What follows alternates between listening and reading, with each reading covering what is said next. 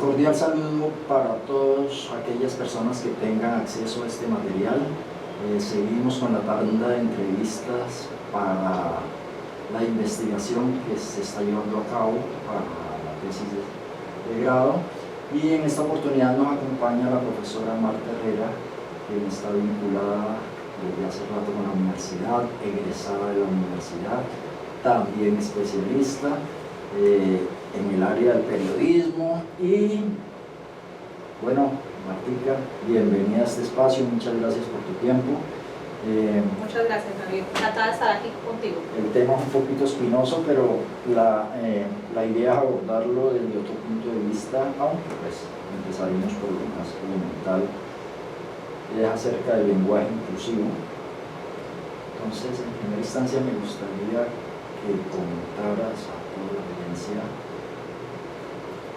cuál es su impresión o su concepto. ¿Qué es para usted el lenguaje inclusivo? Muy bien, pienso que el lenguaje inclusivo ha sido más una moda, una tendencia que ha surgido en los últimos años, que pretende desde el lenguaje dar esa sensación de igualdad.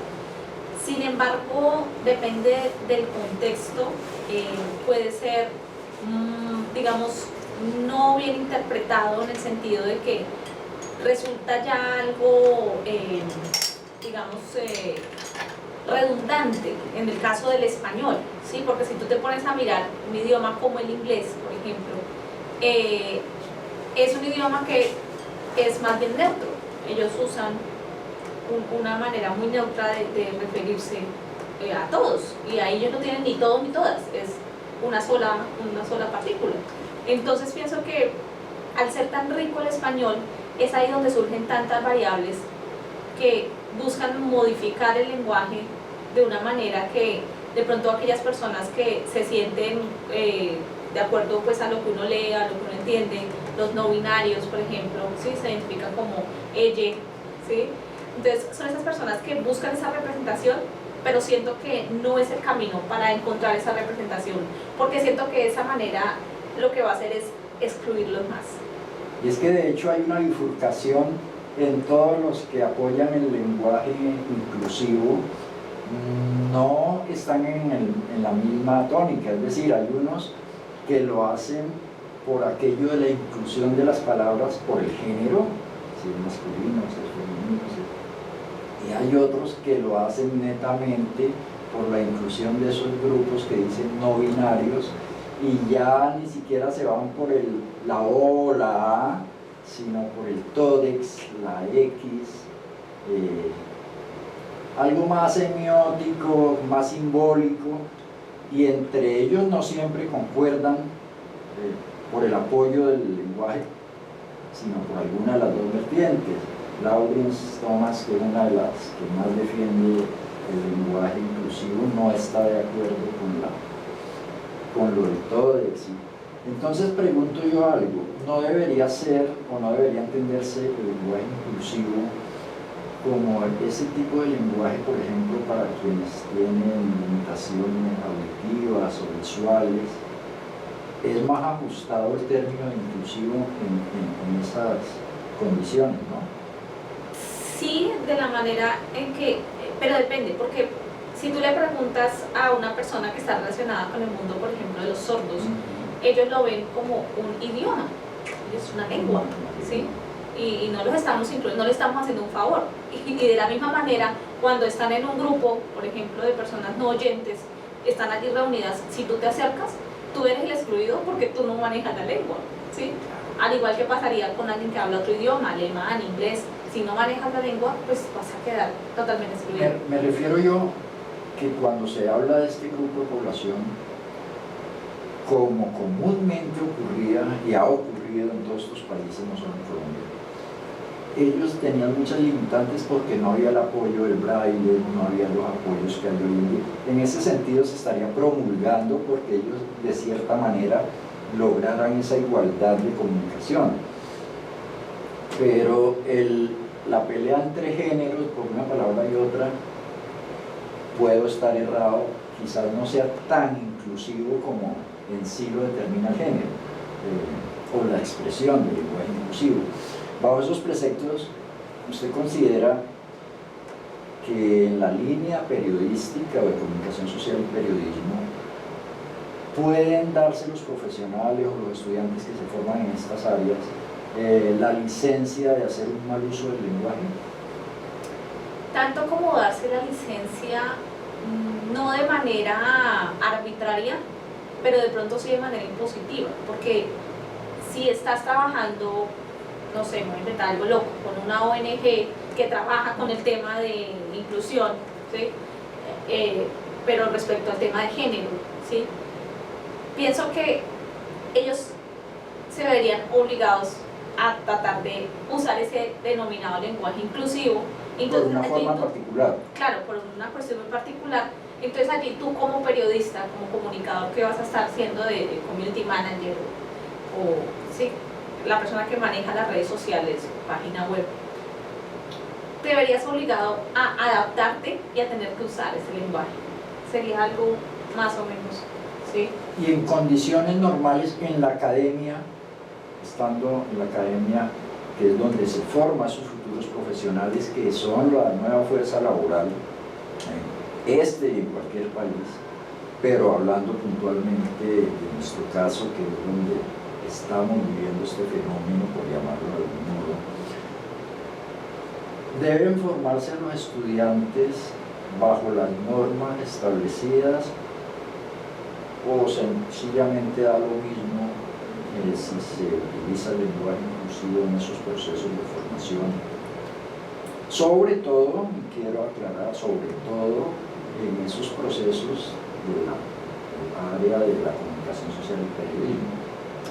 Bien, yo pienso que no, ahí sí debemos ser un poco más estrictos y mantenernos más hacia lo que ya está establecido, sin desconocer el contexto de lo que se puede presentar afuera en la vida laboral, ¿sí? Entonces es importante que el estudiante entienda que no es el poseedor de la verdad absoluta, ¿sí? Porque cuando ya nos creemos poseedores de la verdad absoluta, ya entonces apague y vámonos, ya para qué está, ¿sí? Entender el contexto, pero también sabiendo cuáles son esas reglas ortodoxas y qué es lo que realmente debe ser para poder en el camino tomar la decisión, ¿es correcto o no? ¿Sí? Es más como tener ese conocimiento, más no creerse pues que porque yo sé escribir muy bien, sé poner tildes y comas, entonces todo el resto del mundo son ignorantes. Ahí ya estoy siendo yo exclusivo, no inclusivo.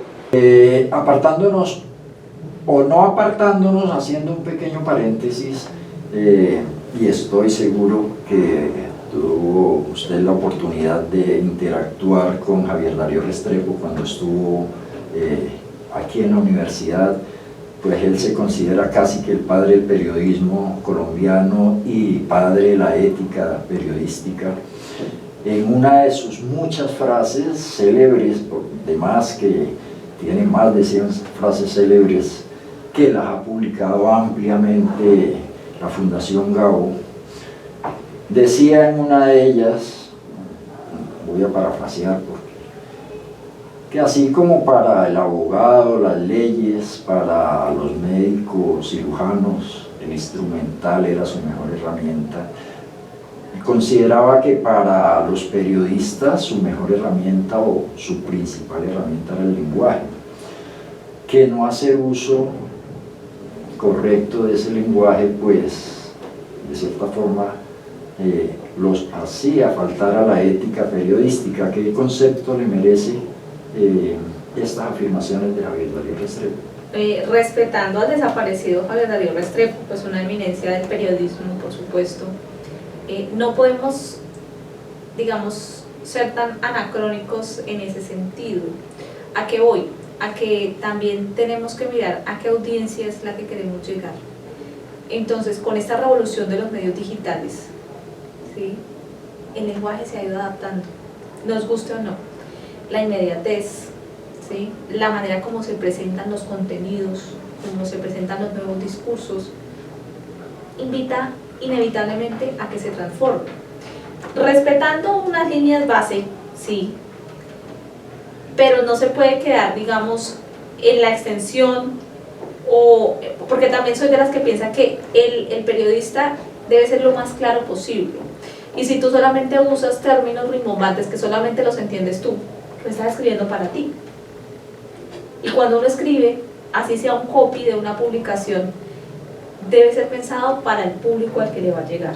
Que la cuestión con las redes sociales es que tú no tienes un control de a cuántas personas le va a llegar. Como puede que sean muy pocas, porque el algoritmo te lo va a limitar muchísimo, como puede que sean miles y se convierte en viral. Entonces hay allí un juego con el que uno debe adaptar. Pero por ejemplo, en ese entendido podría pensarse entonces que pues son las nuevas generaciones las que más usan este lenguaje inclusivo, aunque también personas de la vieja guardia lo han adaptado.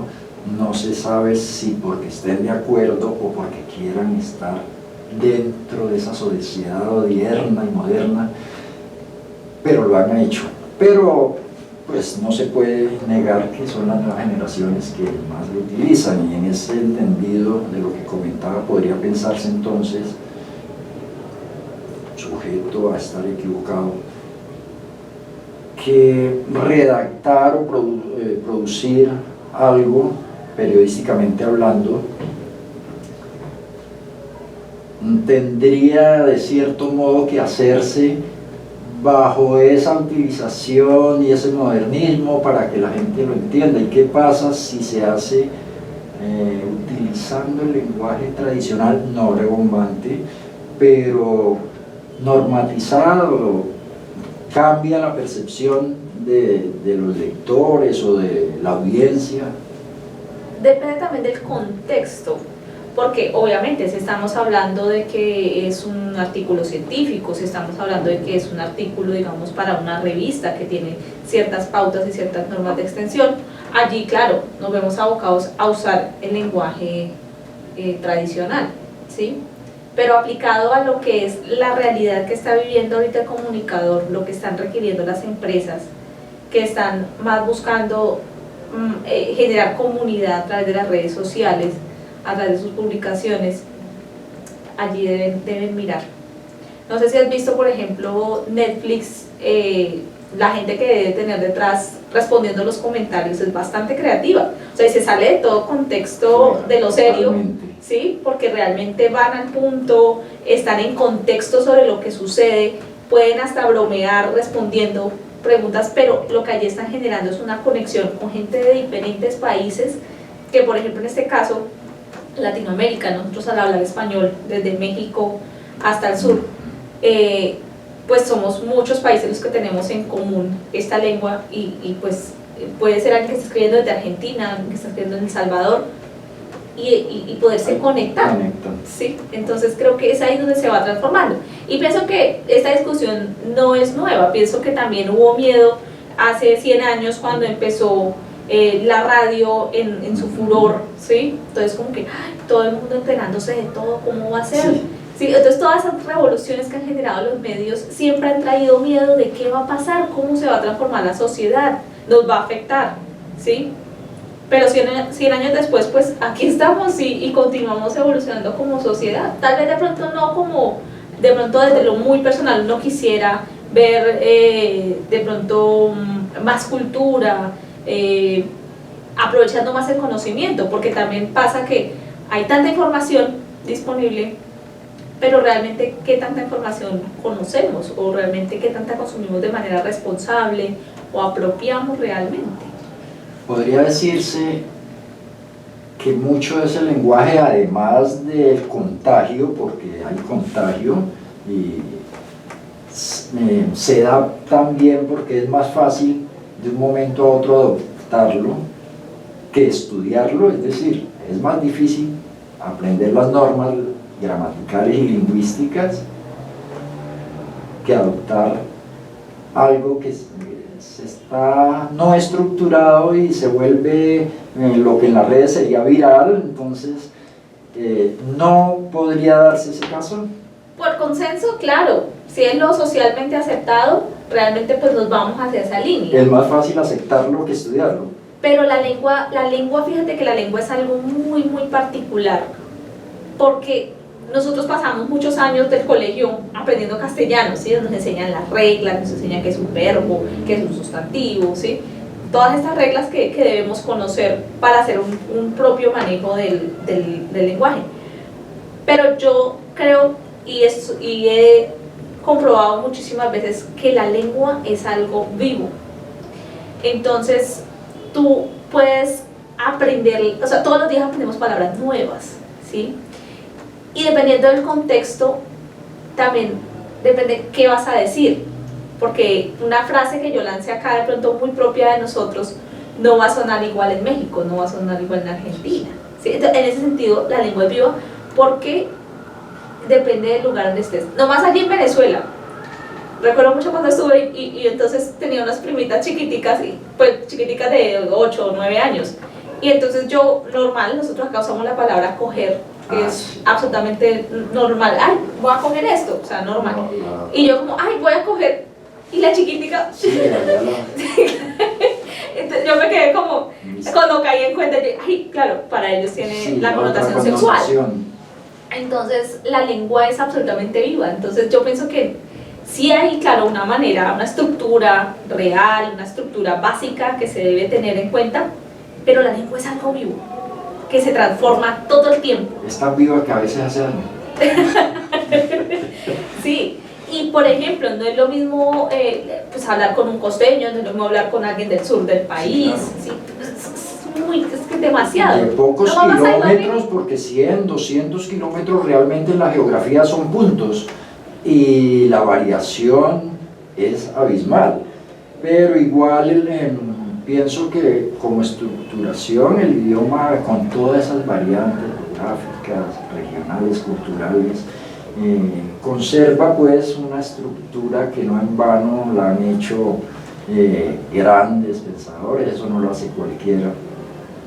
Entonces me obliga a generar el siguiente cuestionamiento, que sería, bueno, lo mencionaba hace muy poco usted, que sí, precisamente a través de los años van enseñando esas normas ortográficas, todo el lenguaje, y bueno, aterricémoslo a nivel de formación profesional. Es común, y usted como estudiante y como docente lo sabe, que en los centros de formación se exige, por ejemplo, las normas APA, buena ortografía, y esto conlleva a que muchas personas les baje la nota.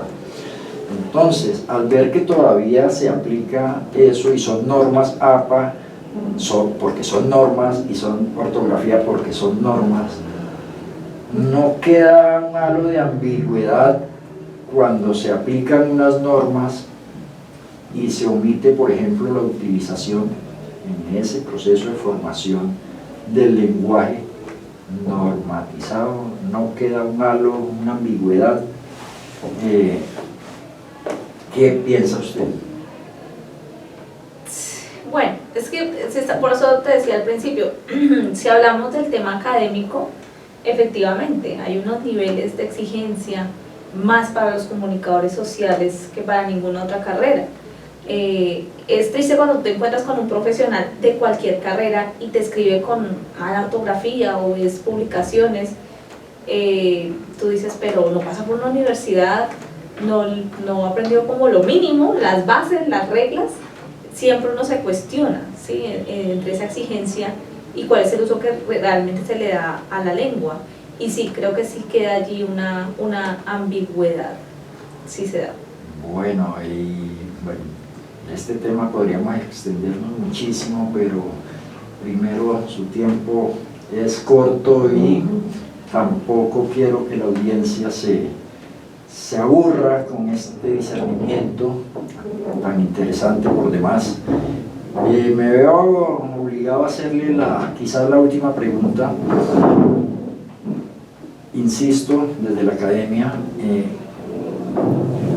pensando en los profesionales del área de la comunicación social y periodismo, ¿considera usted que deben formarse bajo estos preceptos de lo normatizado ¿Y cree usted, y me perdona que le haga una pregunta compuesta que no debe hacerse, pero cree usted que quienes utilicen ese otro lenguaje puede bajar el peso específico como profesional o la calidad de sus productos?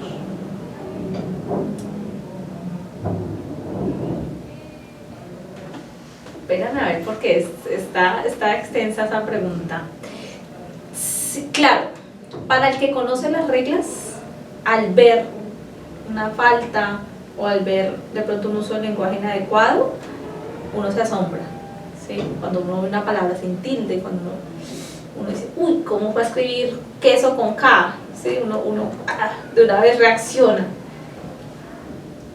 Entonces sí hay una percepción de que hay una menor calidad, sí la hay, por supuesto que sí, pero siempre desde que se conozcan esas reglas. Pero si tú estás acostumbrado a, en tu entorno, usar el lenguaje de esa manera, va a ser completamente normal. Y no puede vas a ver tener efectos, por ejemplo, supuesto, en la búsqueda laboral, puede tener alguna incidencia este tipo de productos con este tipo de lenguajes, o cree usted que en las empresas no se fijen en esos?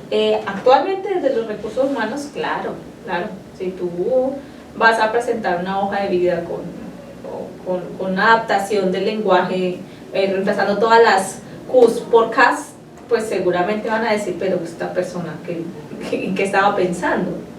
¿Sí? Entonces sí creo que claro, podría haberse afectado en la actualidad.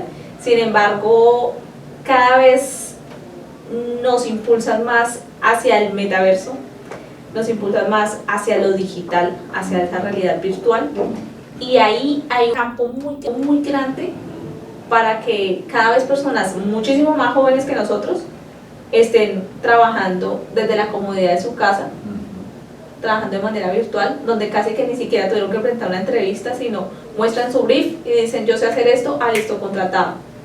¿Sí? Entonces hay también una transformación en esa concepción de lo laboral. Y de hecho la pandemia ayudó mucho en ese sentido, porque le dio un espaldarazo, fue un trampolín para el trabajo virtual. Entonces ya venía dándose, pero lo impulsó y lo mismo abismalmente al uso de herramientas, porque claro, todos nos vimos abocados a aprender a usar las herramientas digitales disponibles en el momento. Sí o sí, o sea, no tenías otra opción. Si no sabías hacer transmisiones en vivo, tenías que aprender. Si no sabías usar Teams, tenías que aprender, porque era la única manera de comunicarse. ¿Sí? Entonces, sí como que nos pegó un empujón como de unos 5 años en 10 meses. Quizás más. No, todavía nos falta. Profesora Marta, quiero agradecerle su tiempo, su participación.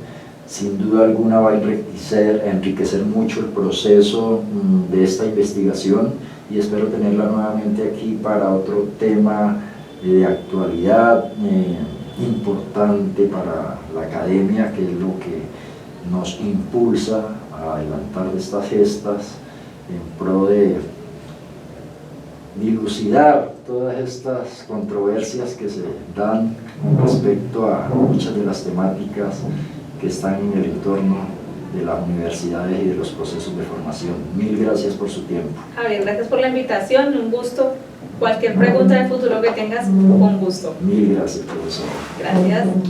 A todos ustedes mil gracias, y estamos a esperas de seguir enriqueciendo esta investigación con nuevas entrevistas. Cordial saludo.